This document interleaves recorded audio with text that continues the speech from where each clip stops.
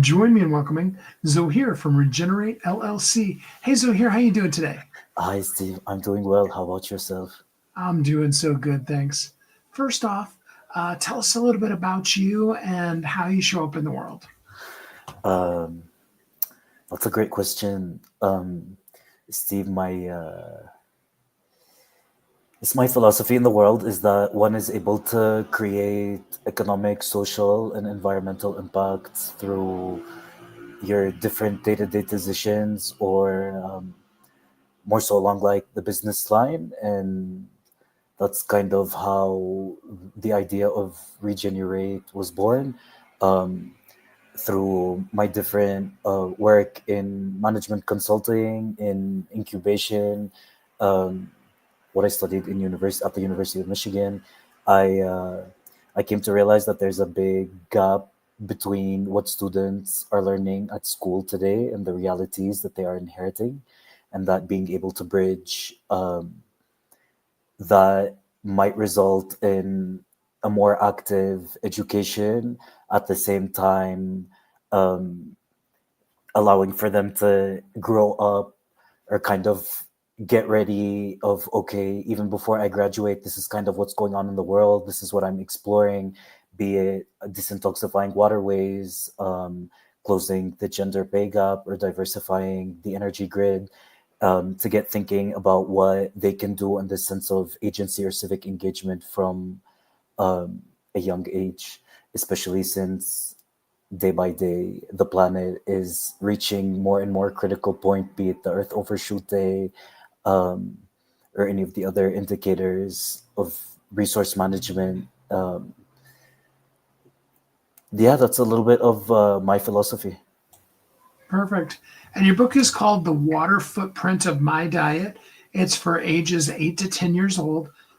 For people who aren't familiar, give us some definitions of some terms. What is the water footprint, and specifically, how does that refer to our diet? Right. So there's a lot that goes into our diet, specifically how much happens behind the scene for a product to show up at your table. And this calculation of the water footprint is from the point of inception, be it the birth of an animal or the germination of a seed, um, to the point of that product showing up on your table. What are the different steps required for that? And that's part of the water footprint of your diet. So, for example, the orange juice you had at breakfast this morning, those oranges needed, depending on the agroforestry system that they grew up, that they were harvested in, they need water to be grown. They might have had the use of fertilizers. It might have needed transportation, either nationally or internationally, to show up. Cleaning, pesticides, all of these different activities that kind of count as different steps to calculate the water footprint of a product in your diet. So how does that relate to an 8 or 10 year old that's out playing in the backyard, or just comes to the breakfast table and whatever mommy puts on the table? How does that hit home for them?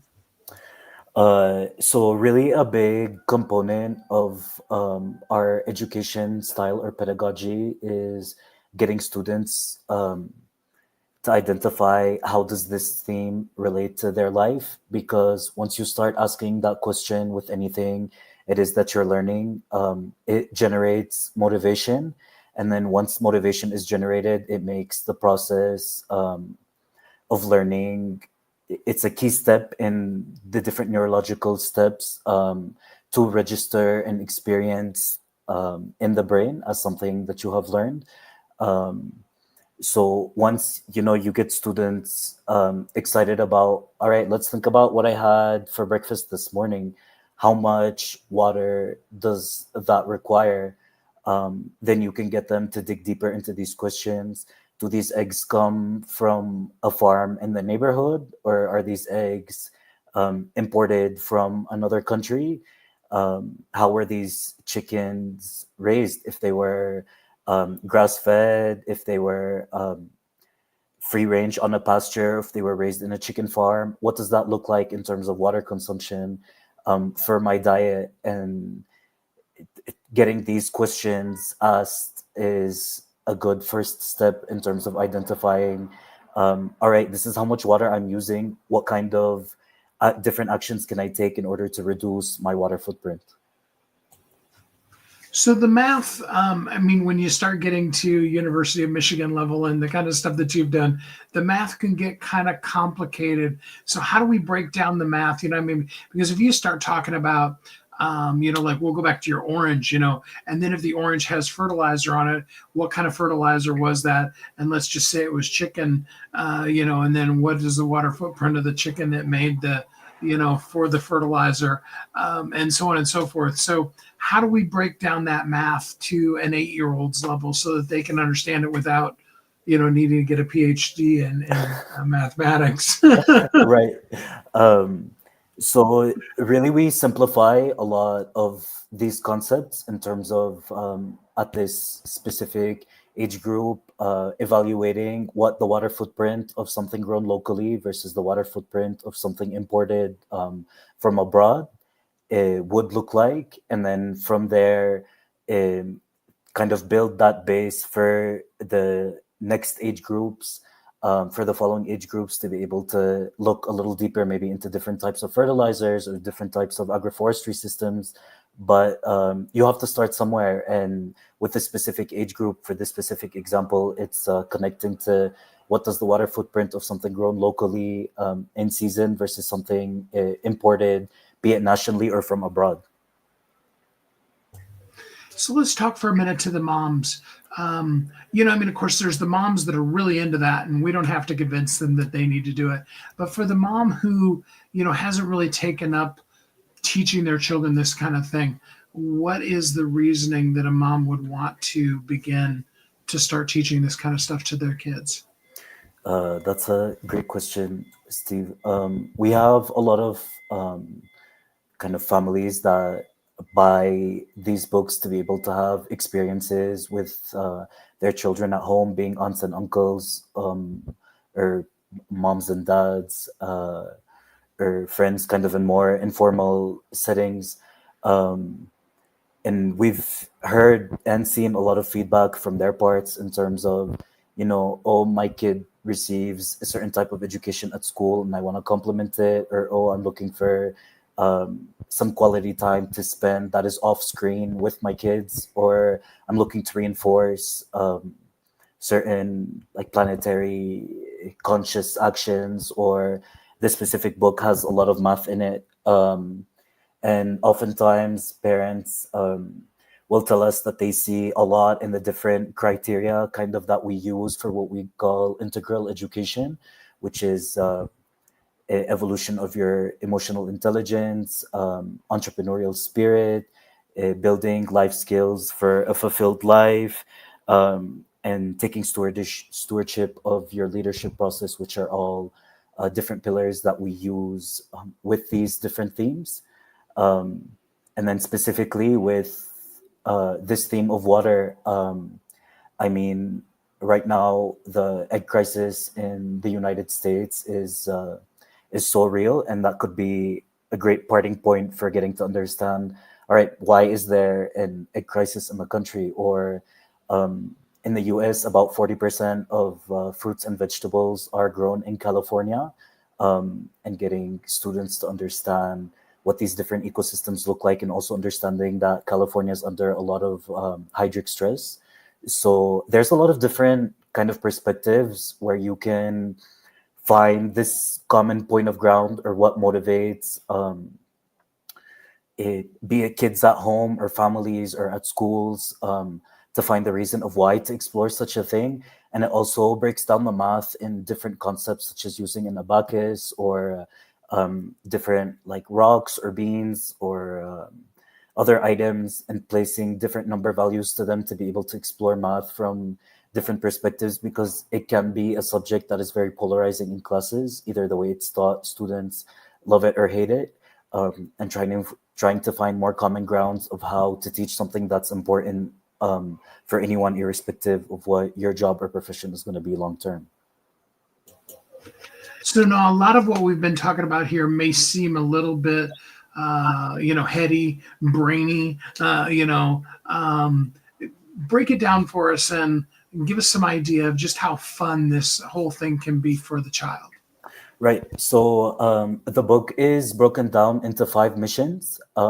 We like to call them missions because it kind of gives this sense of agency or adventure to whoever is participating in this experience. And then each of these different missions have different objectives. So, for example, just starting off with the first mission is understanding what is a water footprint and how can I calculate it for a specific item or my favorite food that I like, and it gives a lot of estimates of how much water that specific item might be to be able to calculate it. And then mission two, three, and four explore uh, proteins, carbonated beverages, and dairy products. And kind of looking into calculating what it is for you for these different eh, settings through a diagram, through the use of an abacus, and then a lot of it is hands-on where we recommend using and kind of exploring what different seeds exist, what is in season, what is local, and then trying to use these different ingredients to recreate some of your favorite recipes, maybe from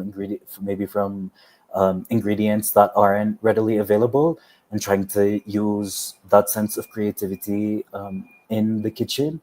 And then the last mission is a board game called the water market, and you have to go across the board game where you are presented with different stalls, and at these different stalls you have to make different options of what it is you want to buy or what it is you want to consume, and how that increases or decreases your water footprint.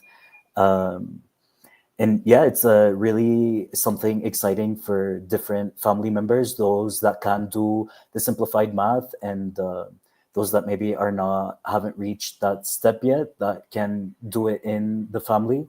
And then that board game, the water market, can be um, played for all ages multiple times, and kind of to help reinforce these different themes that the book portrays. I absolutely love that. The book is called The Water Footprint of My Diet. It is for ages 8 to 10.